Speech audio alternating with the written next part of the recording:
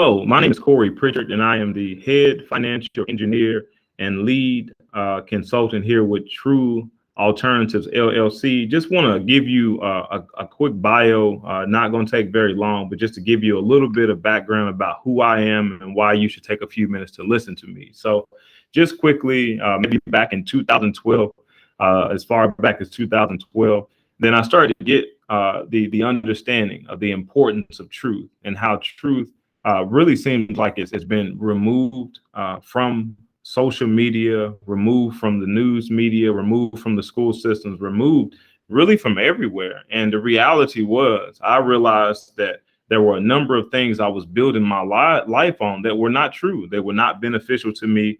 So I'm thankful that I had the opportunity to be able to make a shift in my own life. So for me, then I have a pretty firm grounding in my spiritual walk. I'm not going to try to push any of that on you, but I want to make sure you understand where I'm actually coming from as far as my foundation. Again, I believe for you, just want to make sure you understand that I believe that everyone has a right to choose or to reject the kingdom of God. I believe that everyone does have a right to choose whatever they believe, right? So it's just a case where what I found is that for most people, they were never given the opportunity to actually accept or receive the gospel of the kingdom of God. So for most of us, that information was void. We received a religion or ideas of religion, everything that comes with that. No different than truths as it deals with money, our health, relationships, and all those types of things. So back then, again, going all the way back in 2012, then I actually had the opportunity for God to just share with me a few things. And I got this True Alternatives is the name I got. Didn't understand what any of that meant. But years later, now I realize that the information that I've learned, the things that God has allowed me to apply, it is true, right? It's based in truth. And it shouldn't be an alternative. Really, the only alternative should be righteousness and truth. But the challenge is for most of us, we've been born into a system where we weren't given those things, right? We weren't given those ideas. So today, what I want to make sure I do is just take a couple minutes to be able to share a concept with you. I want to offer wealth to you is what I want to offer. I was never offered the opportunity for wealth. What I was offered was broke. So what I want to do is at least make sure you have the opportunity to choose a road to wealth, if that's what you choose. Okay. So what we'll do is I'll actually read a parable. And what's amazing is I'm not sure if you are recently out of high school or recently out of college, but it's amazing that we can be shared philosophies and principles from Greek scholars and all of these different philosophers. And that's okay, right? They can share those things openly, all their doctrinal ideas about life and money and relationships. They can share all those things, even the books sometimes that you're asked to read as far as your curriculum in some of these places in high school and in college. It's amazing that you should be assigned, right, as an assignment to read these books and to be graded on your interpretation, understanding of these books, right? So what my perspective is right now is that if they can put that type of information to you, in you, and offer it to you and test you on it, that is not based in any truth, is based in philosophy, then why wouldn't I be able to share a parable, right? Why wouldn't I be able to share a parable that's based in truth, that actually shares life principles with you? And that's what I want to make sure I do. So I'll do that. I'll drop a few nuggets. Again, I promise to offer you well. So I'll drop a few nuggets to make sure that you have at least the basic foundational truths that you need to be able to have wealth established in your own life. And then I'll give you an opportunity. I actually have a product that God laid on my heart, and it's a concept more or less, but I use a life insurance policy to build what I call a storehouse of wealth. And you've never seen or heard anything like this before. So it's an opportunity for you to really, to really, I guess, lean in, listen closer. I'm not going to take much time. If you want to hear more details, obviously you can reach out to me.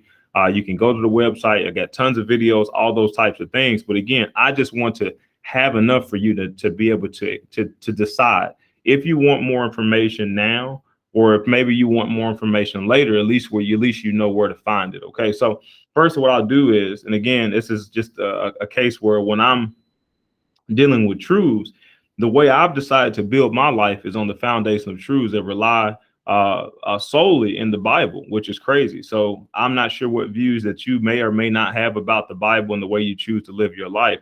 But again, for me, I've tested and proved that it's working for me. So I want to make sure I'm sharing, again, a parable that is in the canonized Bible. So if you have that, then you can actually follow along. If not, then again, just listen in. But again, just listening for the principles is the main thing. So it's found in Luke chapter 12. Okay.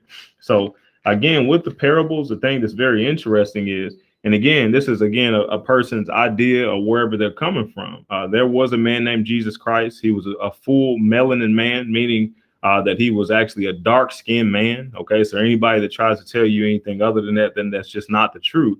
So history and science has both proven that that's the case. He was a man, right, that did walk the earth. So whether you believe that he was the Son of God or the Messiah or any of those types of things, the main thing is to understand that he was an actual person.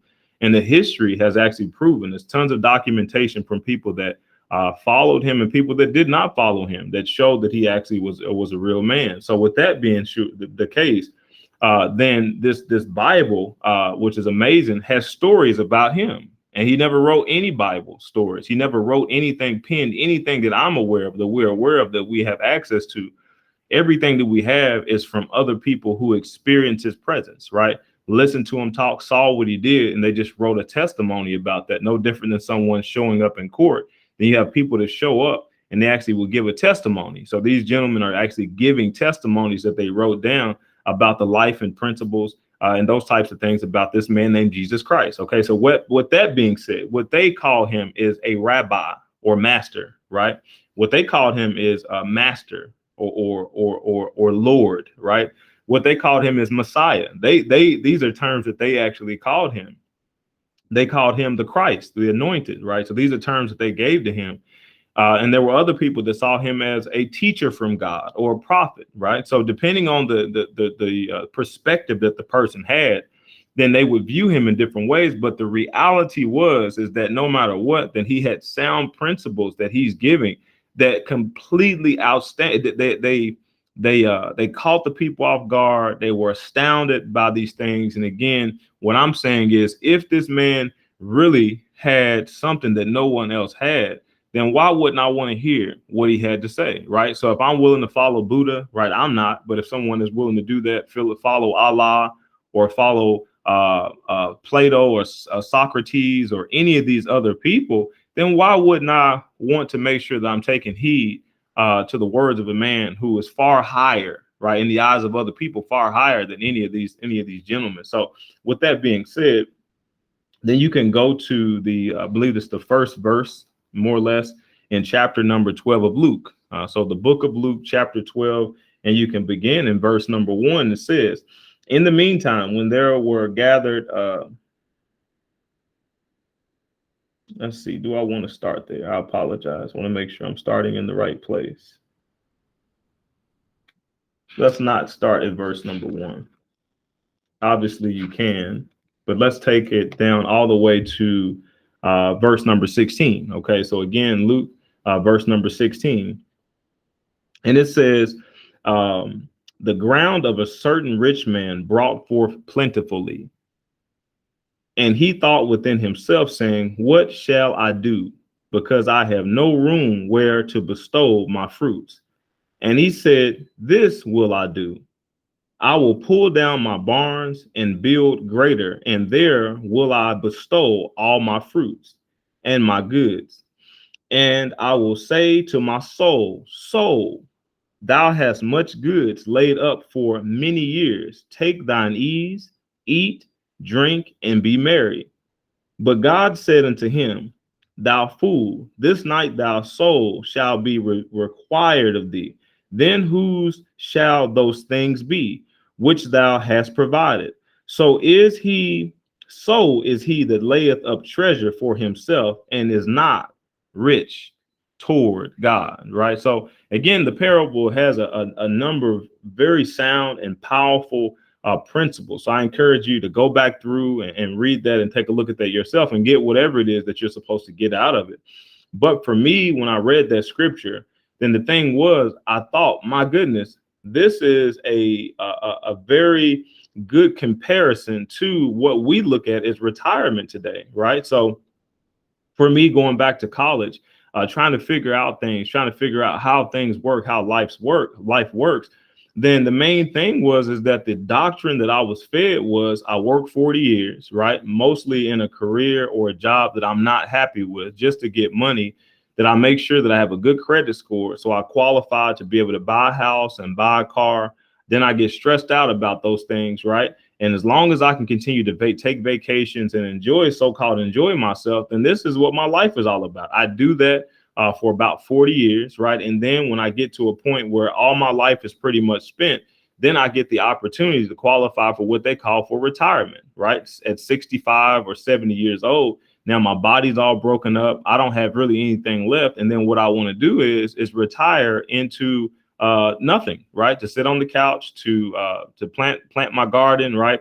Because I work so hard that I deserve to rest. So now I go to so-called rest. I've given the best of my life over to build someone else's dream, and I don't have anything left. So we're solely focused on ourselves, right? For 40 years, our so-called family, maybe we have a wife and kid, right? We're focused on ourselves and building that. There's no real legacy, right? There's nothing for the future. I am storing up so that I have enough to be able to live on until I die, right? And maybe there'll be a little bit left for my family, for most people, right? And that is the doctrine that we've been fed. And it's amazing how we don't question the idea of retirement, right? Am I for a 401k, right? I would say that it makes sense. It makes sense to be able to plan, to be able to save. I think that's a good idea. Like playing the stock market, investing in stocks and buying stocks. Absolutely, right. I am totally for it. The newer thing is cryptocurrency, right? When I was coming out of college, they didn't have any cryptocurrency. That wasn't anything that was possible. But it's a case where now that's a real thing that you may have to look at. So when you are trying to figure out what it is that you want to do in your life, the first thing you got to decide is your own target, right? Because I came out and they painted a target for me and told me this is your target. Your target is you work for 40 years to make sure that you can retire. And then that's it. I mean, that's pretty much it. Along the way, you can have cars, you can have houses, you can take vacations, and by permission, right, on the weekends and in the evenings, then you can go enjoy your family. But other than that, then you got to go in and do something that you may or may not be happy with and just deal with it. So that's what you do. So that's the target that's painted for most people. I'm not sure if that's the target that's painted for you, but that was the target that I was painted. That was painted for me, and it had nothing to do with purpose, right? It had nothing to do with meaning in life. It had nothing to do with actually being able to truly have life, right? Not just exist, but really to try to have life and live, and to be able to offer something of benefit to humanity, right? To have a legacy that could be built, that people that they can enjoy now, and also for multiple generations, that they could enjoy the legacy that was built from my decisions and the way I decided to sow my time and my money, right? I wasn't given those opportunities. So again, I promise I give you the opportunity to be able to get to have wealth, or to at least go down the path that leads to wealth. And I want to make sure you have that. So the parable, again, that I alluded to there in Luke chapter 12, then the mindset of the man is understandable, right? Because that's the mindset that this American culture, it actually puts us in. This Western culture is that we become so materialistic and so self-centered that we totally forget about other people. So in the parable, the man was probably doing well. It seemed like he was already a wealthy man. He was doing pretty well. And he had a very good harvest. So most of us don't come from an agricultural type of background. But it's a case where he was probably in a farming industry. He was doing well, but he had this great harvest, right? One that was much bigger than the ones he was used to having. And it's amazing that his first inclination was not to share the abundance. That was it's not his first inclination. His first inclination wasn't to do something productive that could benefit maybe future legacies of his family, or to be productive and benefit other people. The first inclination that he had was to tear down the existing barns that he was saving in, and to build bigger ones so he could hoard more, so he could keep more. Why? Because he wanted to be able to retire, right? Isn't that what retirement is that you build a huge nest egg, right? You have this principle that's built up in a 401k or whatever place it is, and that nest egg will allow you to generate an income so that you don't have to go to work, and now that you can so-called retire. Isn't that the case? So it's a case where he did exactly what the Western culture is pushing everybody to do what tells us that we're fighting to do is to, again, work 40 years to be able to store up this nest egg so that we can do what?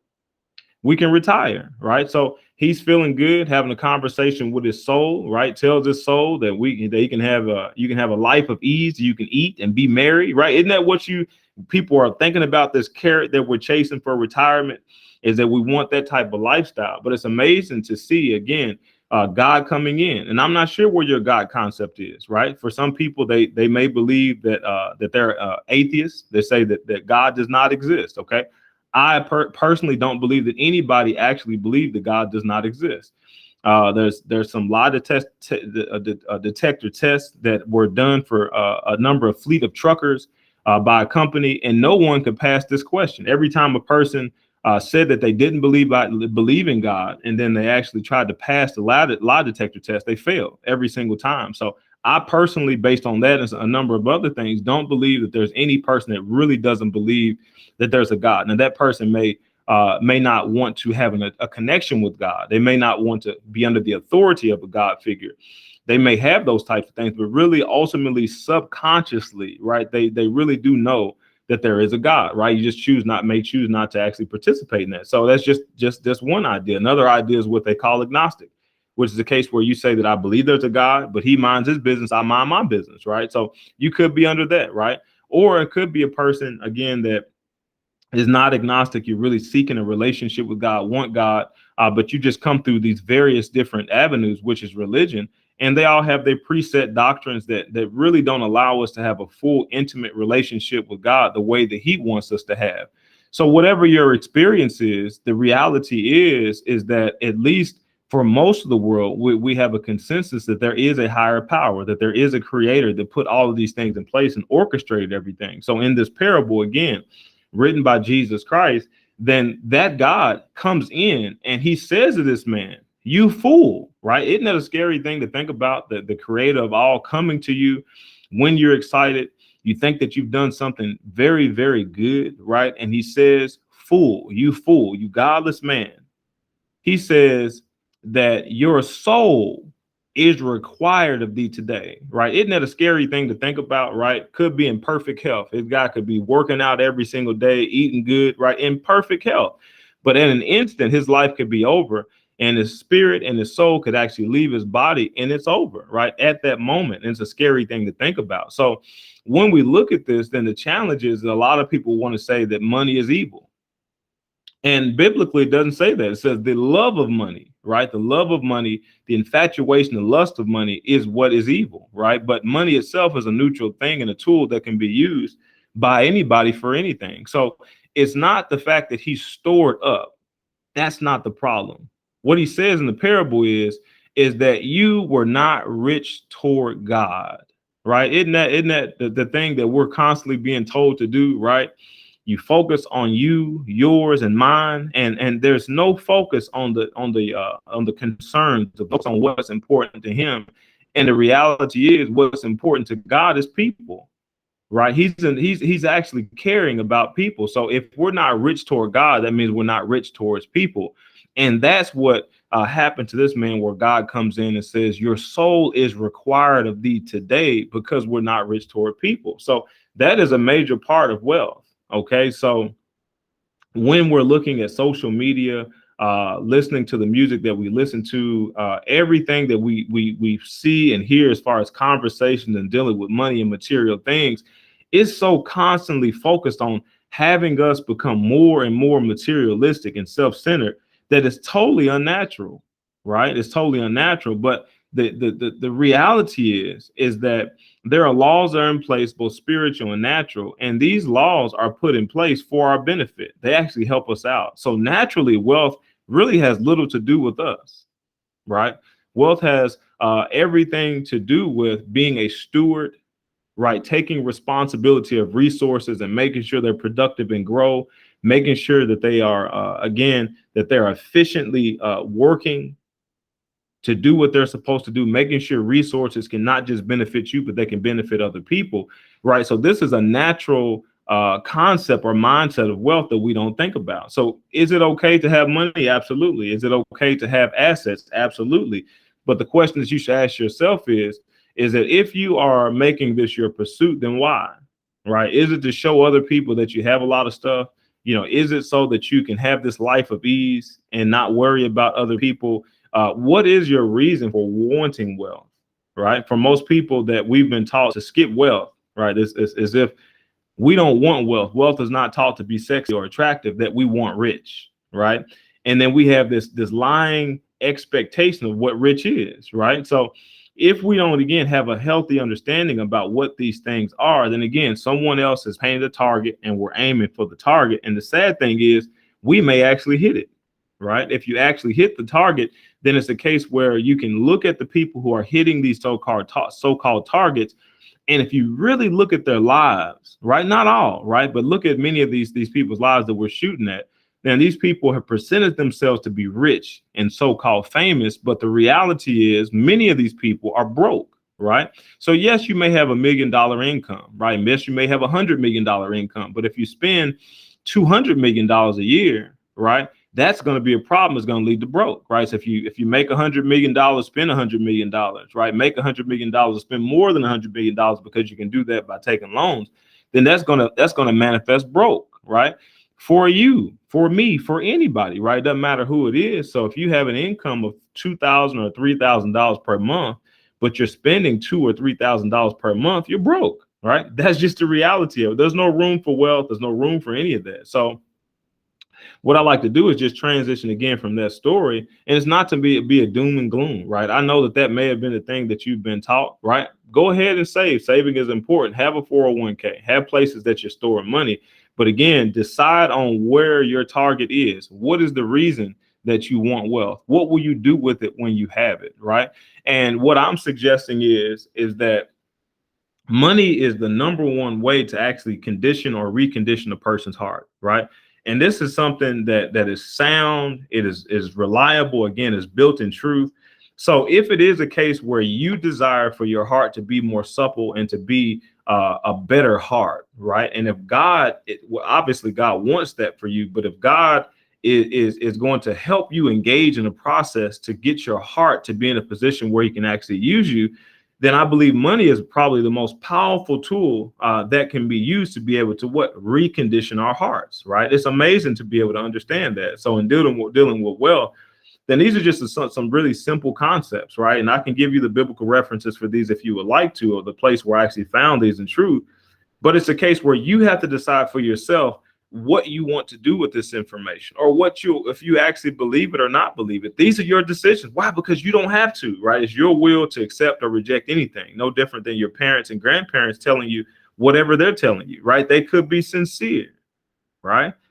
But the challenge is they could also be sincerely wrong. So you are constantly, right, questioning a lot of the things that they tell you. You don't know if it's right or wrong, right? So you're trying to work those things out. So what I'm suggesting is, instead of you deciding if you're going to reject the advice of your parents and grandparents and older people just based on feelings, right? Just based on if you decide if you want to believe it or not, why don't you be able to have a place of reference of truth, right?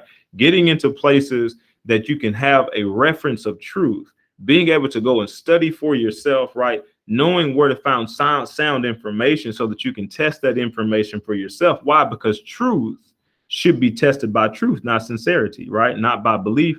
You should find truth and test it and be able to test it by truth, right? So when we're dealing with money, it's no different. When we're dealing with wealth, it is no different. It's a very important thing. Why? Because if we want to go down the path, we want to make sure the path is actually going to lead us to where we want to be at. And in this conversation, it should be wealth, okay? So the first concept I like to make sure I introduce is net worth.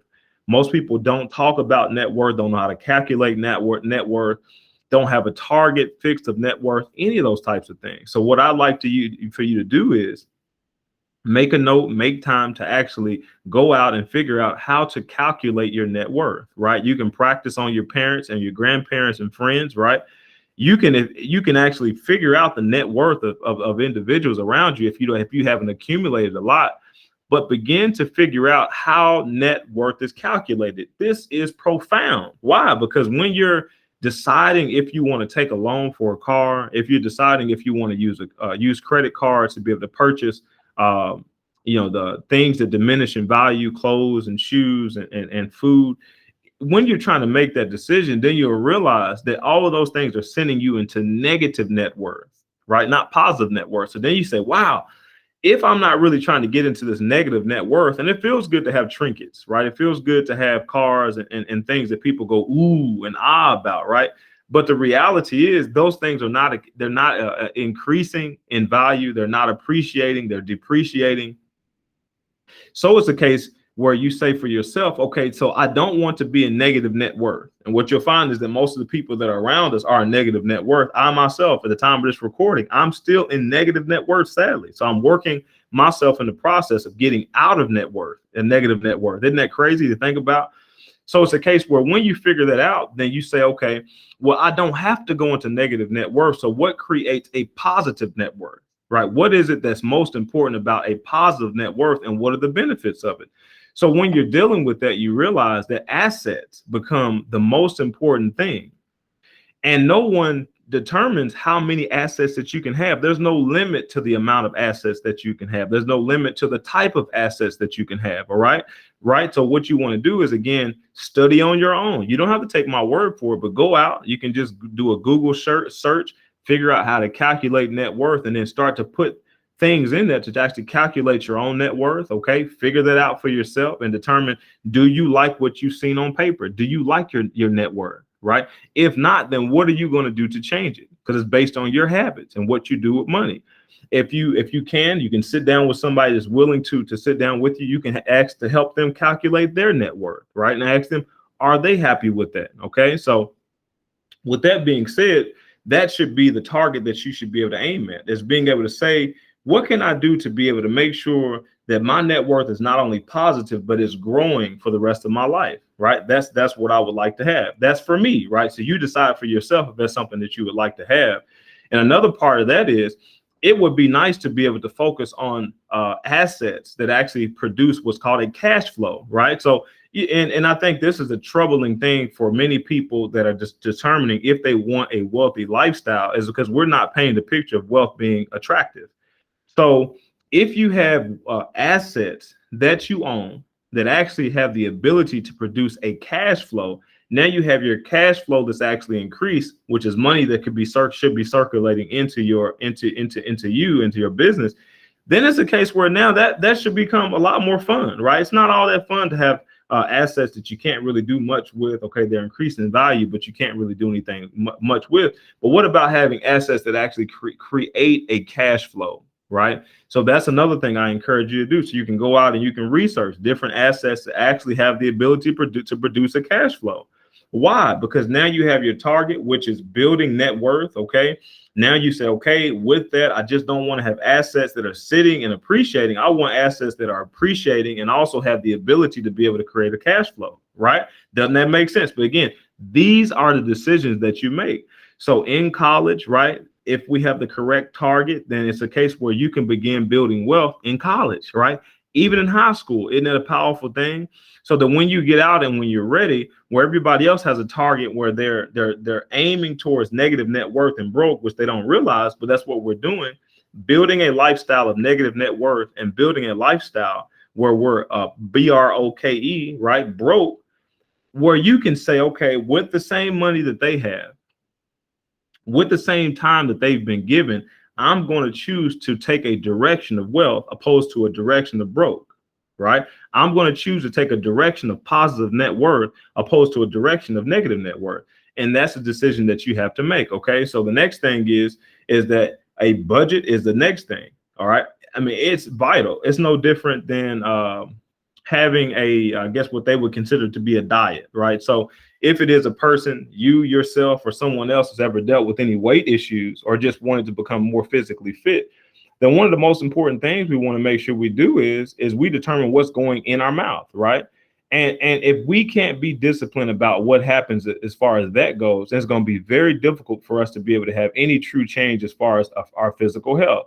So it's no different than our money. Okay. So our money, we should establish a budget for our money so that we are on purpose going towards wealth, right? No different than you would be on purpose going towards a healthier physical lifestyle if you have a correct diet. Does that make sense? Okay, so it doesn't make sense for a person that wants to lose weight to continue to eat the same way that they're eating if they're continuing to gain weight. If you're overweight and obese and you're trying to keep that same diet and lifestyle, something's not going to add up. It's not going to produce the lifestyle that you want. It's not going to produce the results that you want.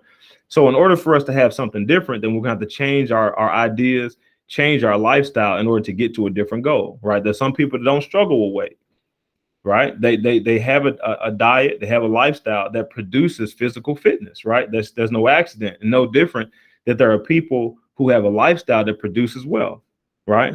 That's just a reality of it. They have a lifestyle that actually produces wealth. So, and it's no accident they do that. It's because of the way that they spend their money, right? It's because they can be disciplined in certain things that allows them to arrive at a positive net worth, okay, on purpose, with intention, not accidentally, that can arrive at a place where they have these assets that are producing a cash flow, right, that they can actually be able to use to do things they need to do, opposed to feeling like they have to go out and trade hours for dollars in order to be able to do things. That's something that happens for them, and it's not accidental, okay? So here's the way we'll do this. So simply this, okay?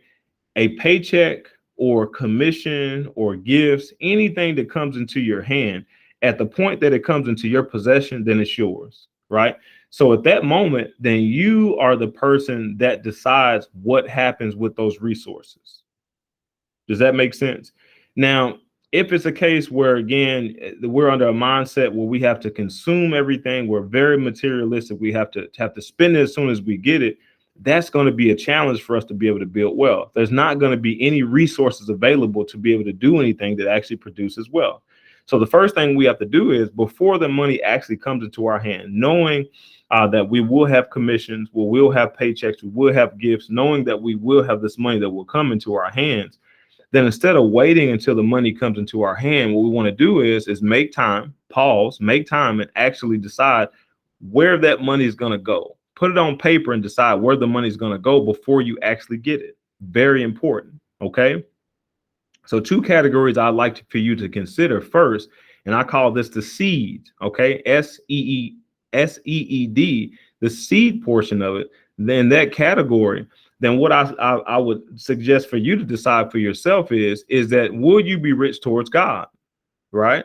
I'm not suggesting that you do it in a religious way, okay? But I'm saying to you that when you study wealth historically from different cultures and most of the people that have actually generated any amount of wealth, then what you'll find is the component that is there that may be a secret to most people is that they decide to give, okay? Some of those people decide to pay themselves first, or what they call it.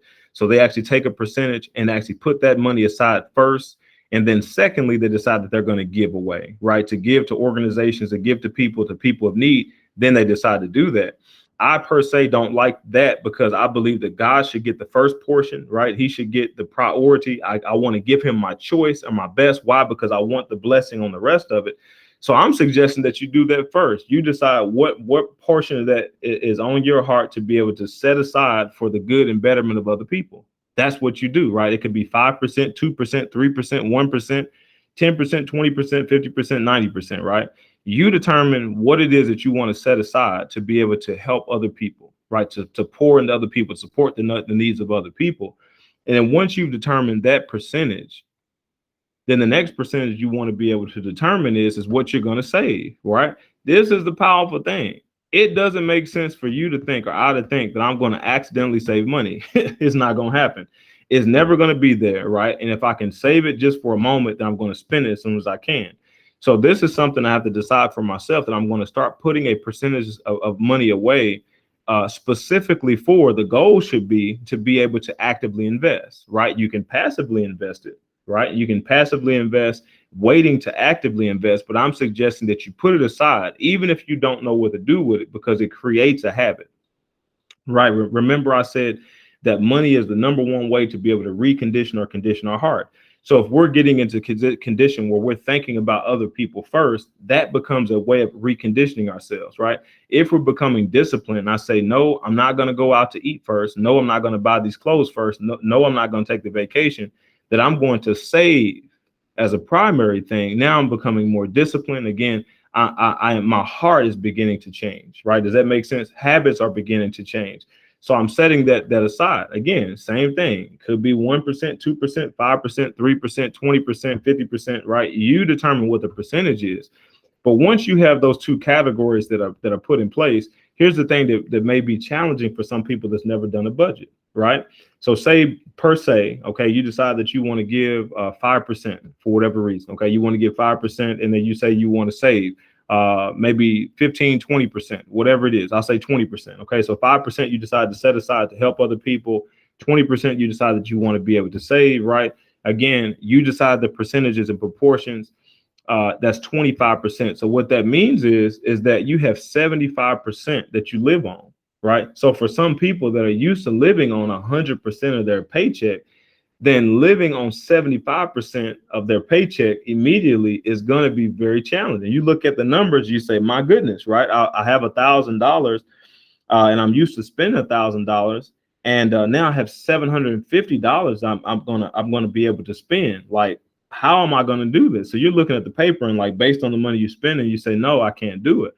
Now, what that usually does is it exposes usually one of two things. The first thing that it exposes is primarily is that we're spending way too much money. Usually you have auto deductions that shouldn't be there, eating out too much, right? We're doing too much impulse buying, right? So we have all of those things that are happening in our life. So we don't have money to save, right? People say, and I talk to people all the time, again, and I'm going to get in with the storehouse concept, where I'm saying, yeah, you could actually save $500. I'm saying, yeah, in my mind, I'm thinking you should do $1,000, $1,500 a month that you should be putting towards a storehouse concept. And like somebody was like, dude, you crazy, right? How would you think that I would spend $1,000 or $1,500 for life insurance? That doesn't even make sense, right? But again, with the concept that I have, then it makes sense. Why? Because you should already be putting aside a certain percentage of your money that's being stored up and waiting to be actively invested, right? So that should fit into your budget anyways. But for a person, again, that's already spending 100% of their money, they don't have any seed for sowing, right? So when the opportunities come, which they will come for investments or for business or whatever it is, when the opportunities present themselves, then you don't have any money, right? Now you're trying to figure out who you can borrow money from to go get involved with this deal or this project. When understand the project or the deal is always going to come your way. And to be honest with you, it's more likely to come your way when you're prepared. Right. So you want to make sure that you understand that.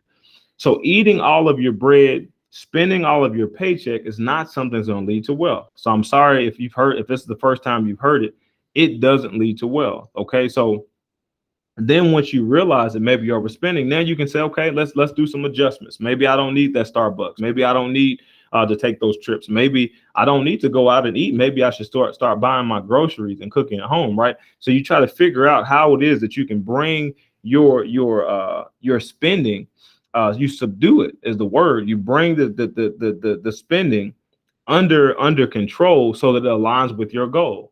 Now, it may be a few weeks, a few months, or definitely a few years. If you can just continue in the process, then naturally you will have resources that begin to build. Does that make sense? Right? You're more disciplined. You have resources that begin to build, and you will find it so you won't miss the money, right? And at periods of time, again, because this process actually reconditions your heart, you say, you know what, I'd like to give more, right? So you can actually increase the percentage that you decide to give, and or you can do the same thing with saving. You say, look, I started out with a different mindset. I was immature, or I just wasn't able to do any more than what I started with. But now I've adjusted some things. I maybe have an increase in my paycheck. You know what? I can do more. So then you naturally increase the percentage that you have that you put for savings, right? And or for giving. So it's a case where this naturally happens. And obviously, if you're saving a higher percentage, then you're going to have more money that's available to be able to do the things you want to do as far as being able to make deals, right? This is just something that's just somehow we miss it. It's very simple, right? Not a complicated thing, but it's hard, especially when you have to tell yourself no, right? And that's the thing, right? Telling yourself, no, I don't need those shoes. No, I don't need to take that trip. No, I don't need that video game, right? No, I don't need to do those things, right? And being able to tell yourself no. Why? Because you want to be able to tell yourself yes later. You want to be able to say yes to helping other people more later. You want to be able to say yes to things that you truly desire and actually fit within your purpose. You want to be able to do that. And it begins by saying no now so that you can say yes a lot more later. Okay. So that's something I said that was one thing. The other portion of it, opposed to not having enough when you start to make your budget, is the fact that you may need more income, right? And that's just the reality of it. So normally the income is based on the value that you bring into the marketplace, right? So the reality is, without skills, without experience, without education, then most companies, most people are not willing to pay you much for that, right? So really, if you can flip the roles and understand that if you were a company owner, right, you're a business owner and you're deciding if you're going to part ways with $60,000 or $50,000 or $100,000 in salary per year for an employee, you're probably going to ask some really good questions about what value does this employee bring to my company, right? If you think about that, then you say, okay, oh, it makes sense. So if I'm interviewing with someone and I want to make 50, 60, 1,000, 100,000, dollars, whatever it is, whatever the salary is that you have in your mind, and you say, I want that from the company, then you say, okay, what sense does it make if I'm not bringing value, right? If I'm not bringing true value, or at least, the minimum amount of value, but truly I should be able to think about, man, I should be offering more value than even what they're paying me, right? Because you should be growing in value. And normally the way that works is in education, going to school, getting more trades and skills, right? Being able to get more experience, having diverse experience, right? Being able to work on who you are and polishing yourself, the way you speak, being more articulate, being able to have wisdom, knowledge, and understanding, right, that's available to you for your own benefit and for the benefit of other people, right? So reading books becomes tremendously important, not just going to school and getting a degree, but actually being a person that's growing in wisdom, right? And those things are very important. So now when you show up, you're like, listen, you'd be crazy not to hire me. That's what you're saying and thinking in your mind. And you may even be bold enough to say it. Why? Because you know that you're overqualified for the position. You know that you have more than it takes to be able to add value to the company. So it's a no-brainer, right, for the company to want to part ways with their money in order to gain your time. It's a no-brainer, right? Same thing with business. Business is a little bit different, but imagine you going in to run your own business and you don't have any skills, right? You have no skills, no experience, no talent, no nothing. So you're going to have to rely totally on employees for everything, which could be okay if you know what you're doing. But until that time, then you're going to be your best employee. So what if you can't do it and you don't know how to do anything, or you don't know how to go out and find the information you need for the benefit and betterment of your company? That's going to be an issue, right? So coming out of college, coming out of high school, then it's important to understand the importance of education, the importance of self-development, importance of actually continuing to learn outside of school, right? Yes, school is great, but continue to learn outside of school, getting skills, right? Getting wisdom, and not engaging in some foolishness, right? Because there's some mistakes that we can make in our life that they don't add to us professionally. They don't add to us as being a person or a human being. They're going to subtract away from us, right? So being very mindful and conscious of some decisions that we can make that could have an impact on our future.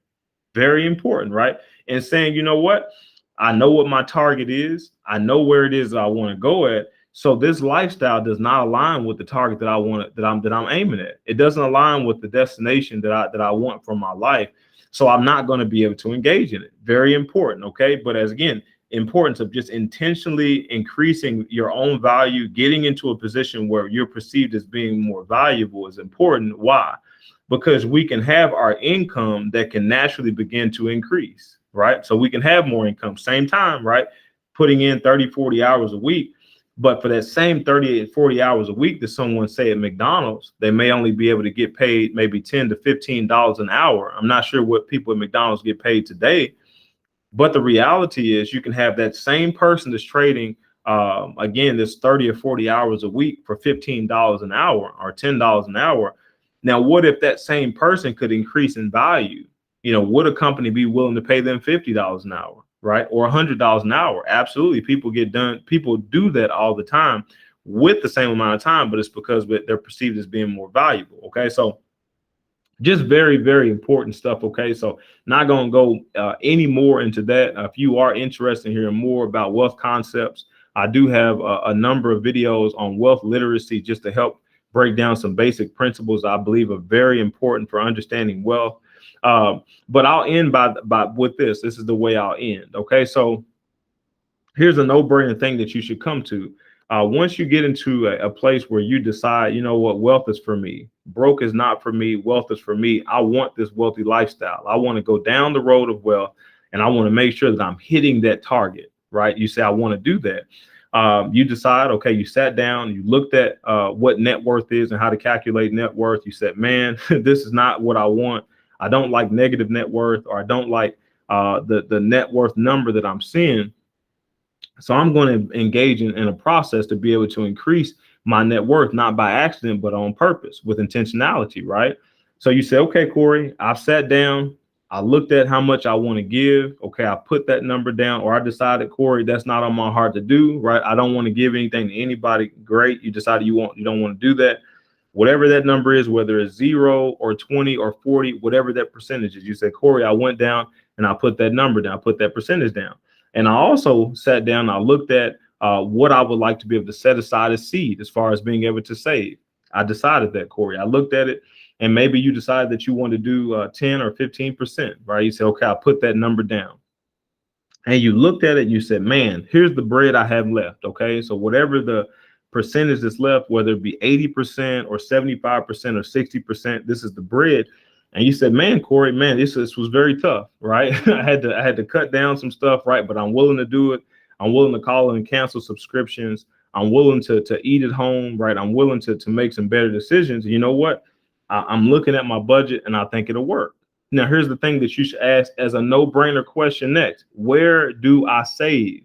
Right? You say, Corey, I'm making a commitment that I want to put money aside, but now where do I put it? Right. So some of the options that you can have are in banking products. Right. So with banking products, then it's secure. They offer it or advertise it to be very secure. They also offer it as or advertise it to be one that's very liquid. The word is liquid, because you can access the funds as often as you would need to. So it's not a case where those funds normally are locked away. So one place could be a checking account. Challenge with a checking account is there's no interest, right? There's little or no interest. So that really doesn't allow you to take the benefit of being able to have any type of gain. Now you can keep stacking money, right? And the habit of being able to stack money in a checking account, it still accumulates money, but it's not going to allow you to earn any interest, right? So you say, okay, I've considered that option. Maybe you have a checking account.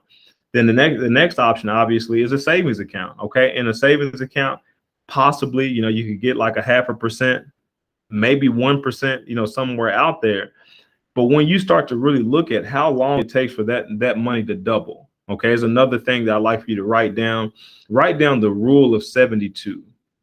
Okay, the rule of 72. And what the rule of 72 does, it will tell you how long it will take a specific amount of money to double. How many years will it take it to double at an interest rate? Okay, so obviously, if we start with say 1%, then if it's the rule of 72 and you divide it by 72, then it would take a sum of money 72 years to double if you're earning 1%. Okay, so think about that. So you're putting money in your savings account, and it would take 72 years for $1 to double to $2, right? Or for $3 to double to $6, 72 years, right?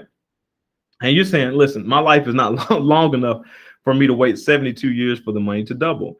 So you're looking at interest now, maybe for the first time, and you're saying, you know what? Now I'm starting to understand why a good interest rate is important. So you say, okay, well, the bank is offering me a CD, a certificate of deposit.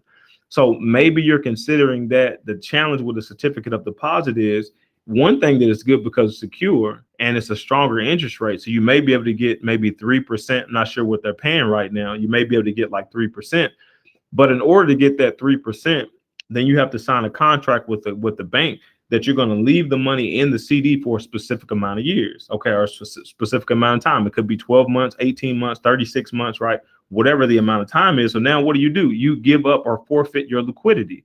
So if you do have a business deal, if you do have an emergency, if you have something that comes up, then you won't have access to the money. And it's possible that they may give you access to it, but they're going to charge you a penalty or a fee for accessing your money. So you say, Corey, maybe I'll put some money there, but I'm not sure if I want to put a bulk of my money there in a CD. Another option would be a money market, right? And more banks are offering that as an option now, where you can have your savings account linked to a money market, which means that you can earn a little more interest. So maybe instead of earning 0.5%, you could earn maybe as much as maybe 2%, right? Or 1.5%. So it's a case where now you have an option to earn a little bit more money. But again, if you're looking at the rule of 72 and you divide 72 by 2, right, you can see that it's just so much time that's required in order for your money to actually double. You say, do I really want, again, the same money? It's not different money. It's the same money. Do I want to put my money in a place where it takes 72 years to double, or 35, 36 years to double? Or would I like to find a place where maybe I have the potential of my money doubling maybe every 10 years, right? Or maybe every 5 years, right? And if I could do that, now here's my challenge.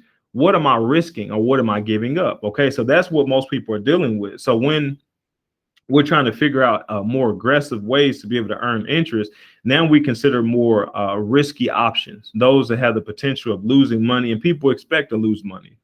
Like the stock market is a perfect example. Cryptocurrency is really not investing. The way that you can use some of the cryptocurrency could be attached to an investment, but a coin, a crypto coin, like a Bitcoin is a currency. It's a digital currency. So in and of itself, it's not supposed to be an investment. So it's a case where understanding that you can buy and sell it, and it can be traded in these different markets, then it can become an investment. But even in that, again, you're taking the risk of losing money. Is it bad or good? Can't say that it's bad or good. It just depends on your goals. So if you're looking at putting your entire retirement into a Bitcoin investment account, I don't know if I would do that, right? Why? Because you could make a lot of money, but you could also lose a lot of money. And then what if you need the money, but you need to have it today? But what if the market lost 50%, which has happened, right? So you had $100 in it, or you had $100,000 in it, or you had $500,000 in it. What if you lost half your account value, right? So, and you needed the money today. You don't have time for it for the market to recover, and you need it today. Now you're going to lose that 50% of value, right? So that's the challenge that you work with dealing with putting a ton of money, a primary money, into those types of accounts. And it's the same way with the stock market, right? Do I believe in the stock market? Obviously, yes. Tons of people have made a lot of money in the stock market. But understand again that you have the times when the market actually is going down and it's losing money, right? So again, what will you do if you need the money when the market has gone down and hasn't had time to recover? That's the decision that you have to make in dealing with the stock market. The other thing is taxes, okay? Dealing with taxes. So if you actually make a gain in any of these things I'm talking about, with the bank product, with a CD, a money market, if it is a cryptocurrency account, if it is with the stock market, right? Anything that you're talking about, if you actually have a gain, now you actually are supposed to report that, okay? If you have that, it's called a taxable gain. And then you're supposed to be right? You're responsible for being able to pay taxes on that. Now, it's supposed to be a lower tax rate, but it's still a case where you have to pay taxes on the amount of money that you gain. That's just the reality of it, okay?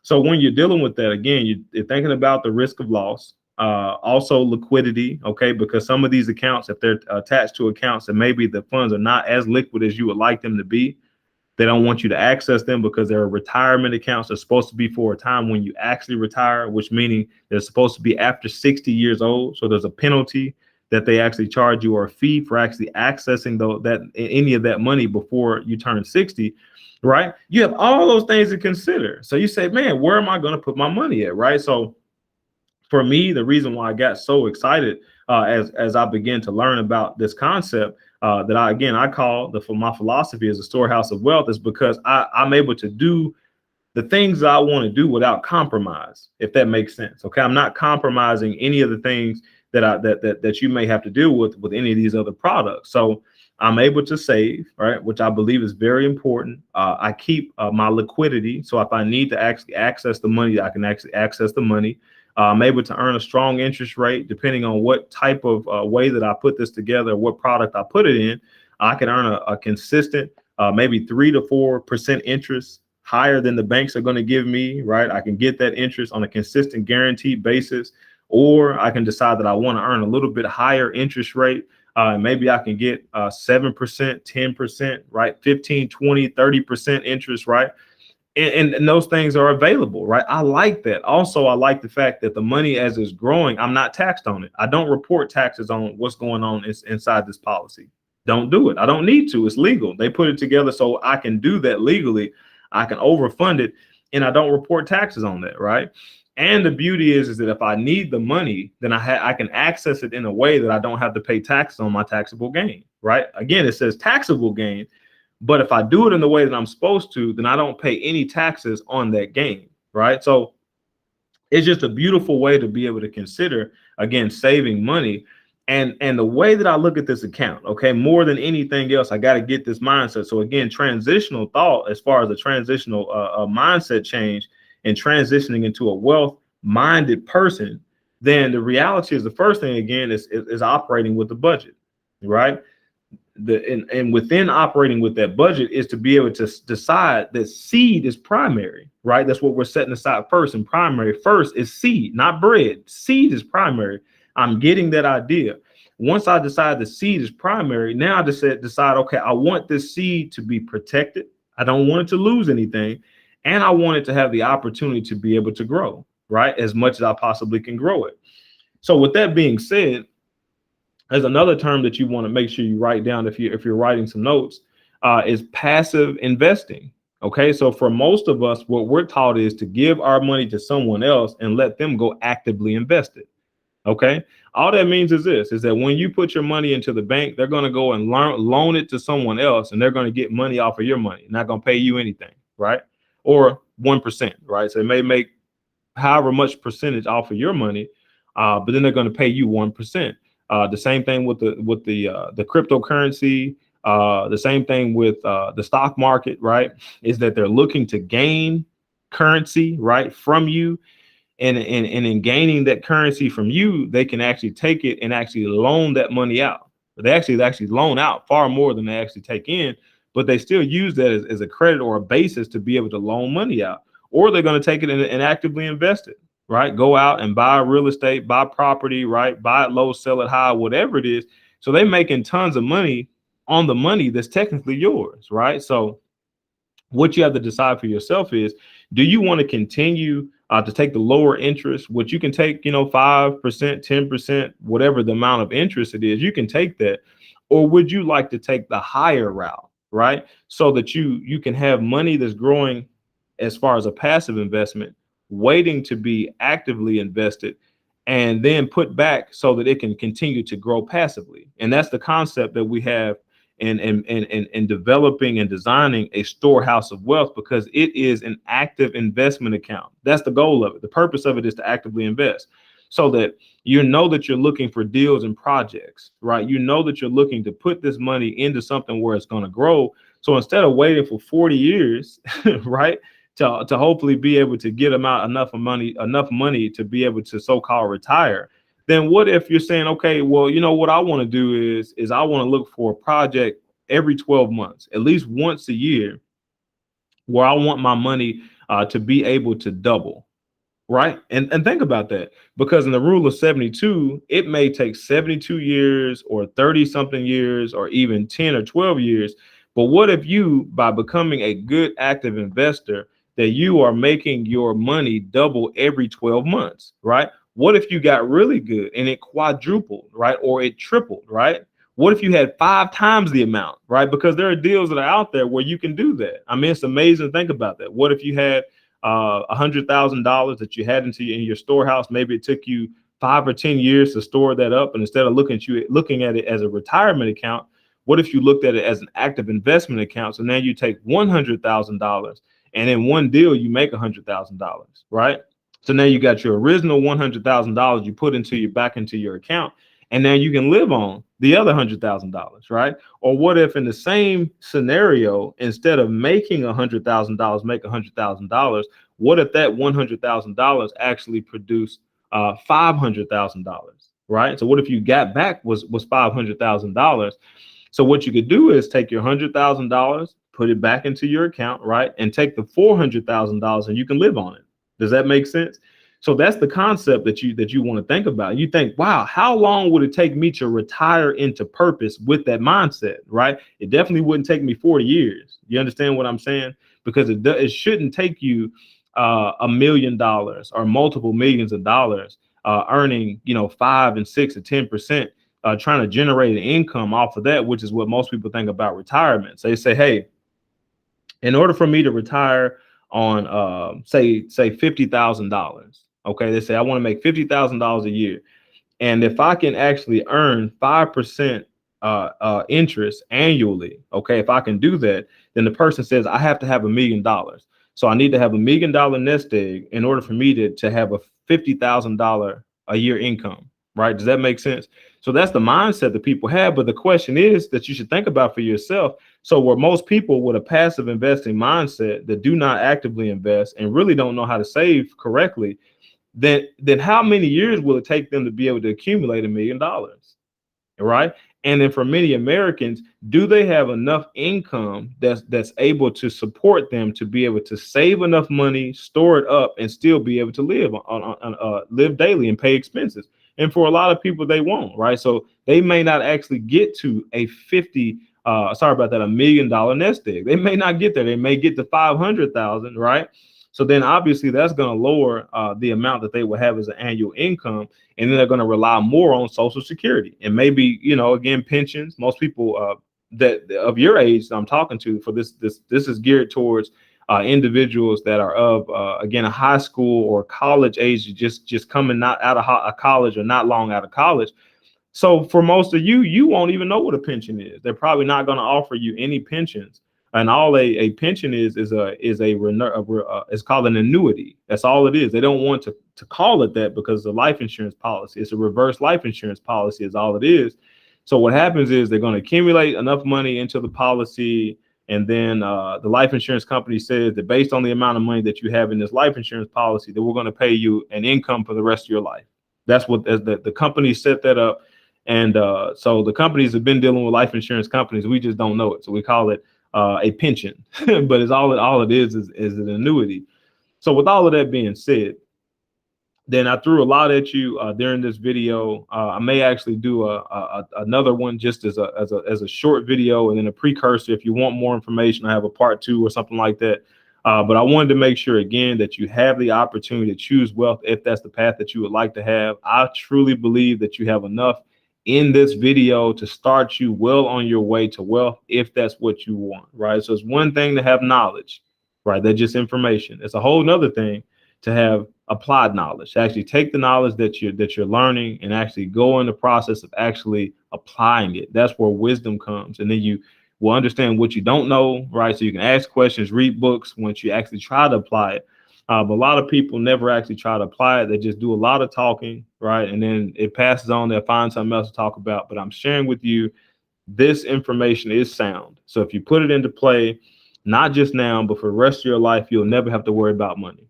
Won't never have to worry about it. That won't be an issue for you or for your legacy if you engage in the process. So if you would like to hear more about this Storehouse of Wealth concept, then you can ask for an illustration. If your parents have already asked for one for you and you have one, you've looked at it, then I would suggest that we have a conversation just to break down so you understand how it works. We can adjust the numbers.